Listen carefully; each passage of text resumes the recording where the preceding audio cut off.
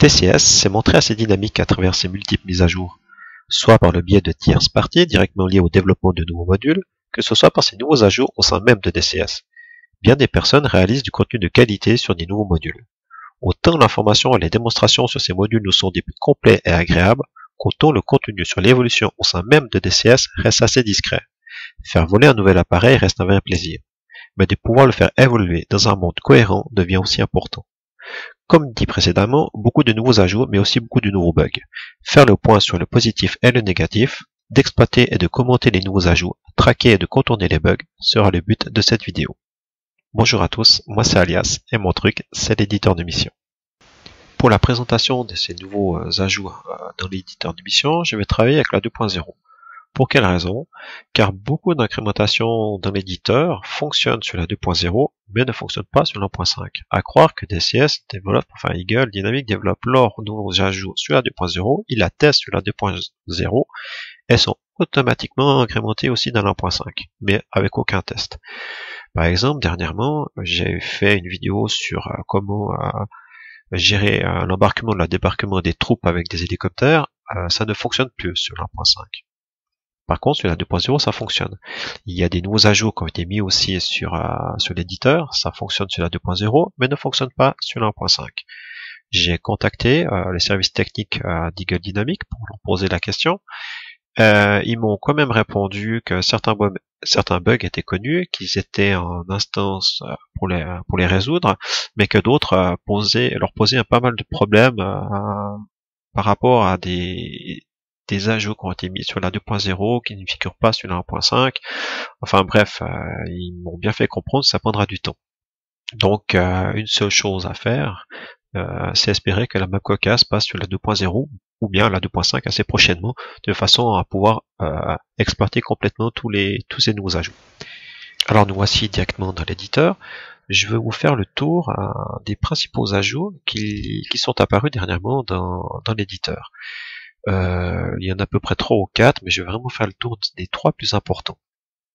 Un des premiers, si je commence par les fameux triggers, vous avez dans les règles une nouvelle règle qui vient d'apparaître, c'est missile dans zone. Voilà, missile dans zone. Avant, on avait bombe dans zone, qui était pratique pour déclencher des triggers pour des taux de réussite, etc. Mais le missile dans zone a une autre fonction vachement plus intéressante, quoi. C'est vraiment, je pense, une des fonctions que j'attendais le plus.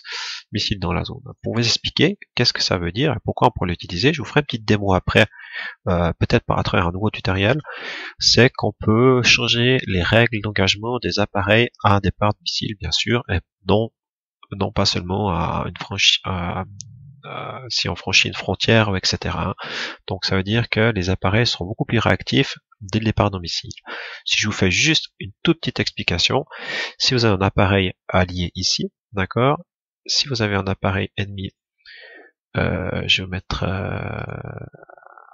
ça ici, voilà, pour vous montrer, par défaut, un appareil ennemi avec un rôle d'engagement standard, sitôt qu'il voit dans son rayon d'activité un ennemi bleu, il va directement lui venir contre. Alors ça c'est son but en fait. Alors qu'est-ce qu'on fait pour éviter ce genre de problème? Si on veut que les ennemis longent une frontière sans directement sauter sur leur cible, on lui met dans ses règles d'engagement, donc ici, donc on lui met pas de réaction justement sur les menaces. Donc c'est-à-dire qu'il va pas venir contre les ennemis directement.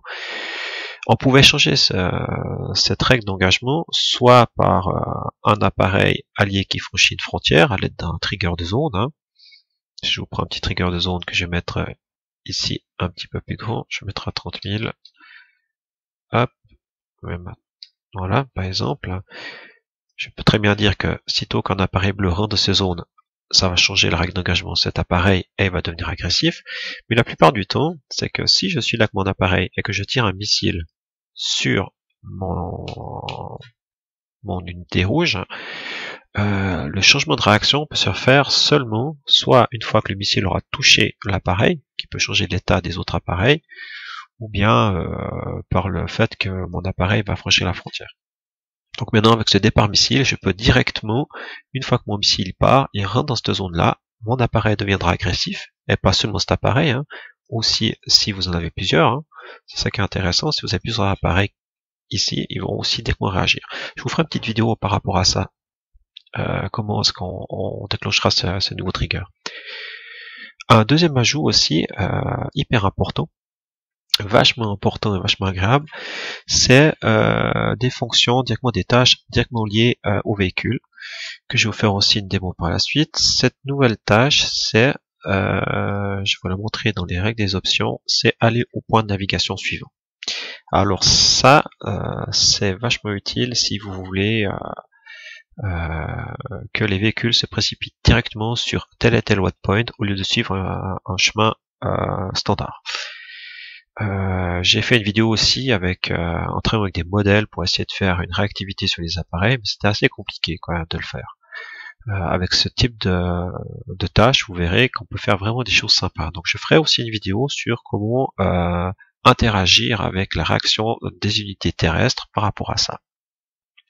Et une des dernières incrémentations qui a été faite, c'est aussi dans l'éditeur avec les triggers, nous avons, je crois, c'est marqué indication à, voilà, indiqué à la coalition, indiqué au groupe. Qu'est-ce que c'est? C'est pas un message qui va arriver, c'est tout simplement, si je fais indiquer, il va indiquer, je dois juste prendre un marqueur de zone, ici, que je vais mettre grandeur 10, c'est égal en fait. Et si je prends directement indiquer au groupe, il va me demander qu'est-ce que je veux indiquer au groupe et dans quelle zone, puis pour quel avion. Vu que c'est un groupe, hein, donc là si je peux faire un groupe, je fais indiquer à tous.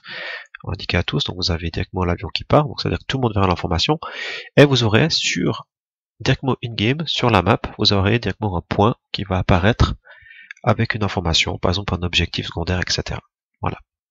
Voilà un petit peu ces trois nouveaux ajouts. Et une petite astuce juste pour cette vidéo, vu que je vais la faire assez courte parce que je vais reprendre des vidéos droit derrière pour vous expliquer comment on va travailler avec les systèmes de missiles. Un petit ajout avec justement ces fameux waypoints pour basculer les waypoints. Si vous prenez par exemple, la plupart du temps, dès qu'on prend des avions ravitailleurs, bah, par exemple je vais prendre un avion ravitailleur, ce qu'il en a ici, 630. Ah non, je suis russe. KC-130. Voilà, c'est 130 par exemple.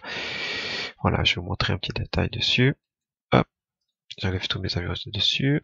Si je veux faire j'ai envie de mettre un ravitailleur à disposition pour une mission. Qu'est-ce que je fais? Je pose un avion, je lui donne un plan de vol, et je m'amuse à faire des avant et en arrière, par exemple comme ça, pour que mon appareil fasse des navigations assez droites pour faciliter un petit peu le ravitaillement. Et une fois qu'il a tout fait, une fois qu'il arrive au point 6, il va se poser directement. Alors il y a un truc tout bête à faire en fait, c'est qu'on efface tous les points de navigation. Donc je vais prendre le dernier. Je prends mon appareil, je lui mets un point de navigation ici, et c'est tout. Par exemple, voilà. Et j'ai envie qu'il fasse des allers-retours comme ça. Alors comment on fait? Vous allez dans les ajouts, vous avez vu sur les points de navigation, j'en ai deux, j'ai le 0 et j'ai le 2. Au point de navigation 2, je vais lui mettre l'ajout, dans effectuer les commandes, je vais prendre basculer au waypoint. Et là, je vais dire basculer au waypoint 0. Ok. Je vais changer de point de navigation, je vais aller sur le 0 après, d'accord. Et au 0, je fais exactement le même ajout, basculer au waypoint, et là, je vais prendre le waypoint 1. Qu'est-ce qui va se passer? Mon appareil, une fois qu'il va arriver ici, il va directement partir sur waypoint 0, une fois qu'il sera au waypoint 0, il va directement partir sur waypoint 1, ainsi de suite, il va faire les allers-retours. Alors, pour vous montrer ça in-game, je vais directement rapprocher mon appareil, mais imaginez qu'il fasse une grosse longueur, ça va être la même chose. Et sur le dernier waypoint, par exemple le 1 ou le 2, c'est égal, je fais encore un dernier ajout, une fonction, et je vais lui mettre une option qui est tout simplement RTB au Mingo. Dès qu'il sera Mingo, il va automatiquement atterrir. Alors regardez ce qui se passe directement. Alors voici mon C130. qui suit son plan de vol. Je vais directement passer sur la map. On voit que normalement mon C130 a son premier point de navigation ici et son dernier point de navigation là.